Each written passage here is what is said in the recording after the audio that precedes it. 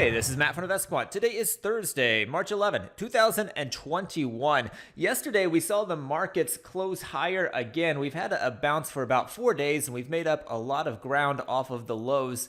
And we've pushed up to 10-day highs, but in yesterday's session, we gapped up and we just kind of consolidated. We tested higher, we tested lower, and we ended up closing around where we opened. And we formed what is considered a Doji candlestick. Now, you can be a little bit more specific on your Doji candlesticks and saying you have to close exactly where you open at, but if you don't use that exact definition and you give it just a little bit of room to close a little bit above or a little bit below where you opened at, you can define the candlestick as a doji and get a whole lot more samples in it when you do it that way, which can give you something to test. And that's the way we've built the doji candlestick within Discover, so that there's just a little bit of room, so you don't have to close at the exact opening print to be considered a doji candlestick. So we're going to be looking at that doji candlestick pattern. We're going to put it in the context of yesterday's move higher, because that makes a difference in the results here. And it's quite a stark difference between where that doji candlestick is taking place. So let me go ahead and set it up and we'll see what it looks like. I've got all 4 instruments that I'm selecting here, and the trade type is going to be based upon entering the market long at the open, which is 9:30 a.m. Eastern time, exiting at the close,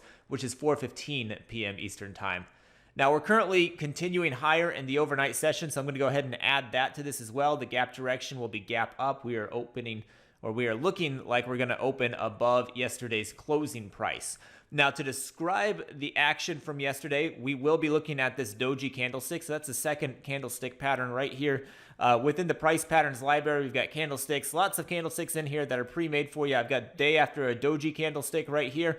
It is selected. And then what I also want to add to it is yesterday closed at a 10-day high. So we're getting a doji after a run higher. So I'm going to go into this new high section and hit equals next to day after a 10-day high close. That adds it to the test up top. And then lastly, I'm just going to put it above a 200-day simple moving average. Since it closed at a 10-day high close, that means all the samples are going to be above a 10-day moving average as well. So I don't need that. And now I can hit view results.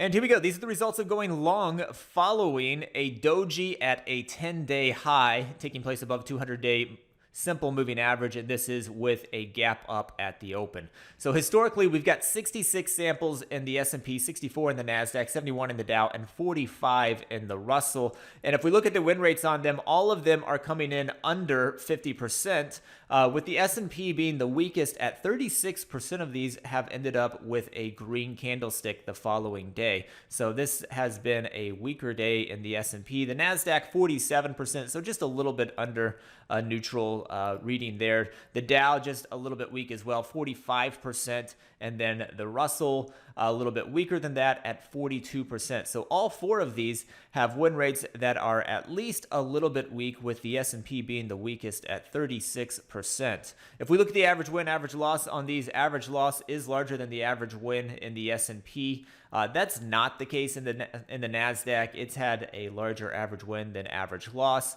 For the Dow, very similar in size, average win, average loss, and then the Russell, the average loss is larger than the average win. So the S&P and the Russell are noticeably weaker than the NASDAQ and the Dow with this pattern, with the S&P being the weakest. And you can really see it in that equity curve there. If I hover over the ES, you can see just the blue equity curve that is now highlighted here.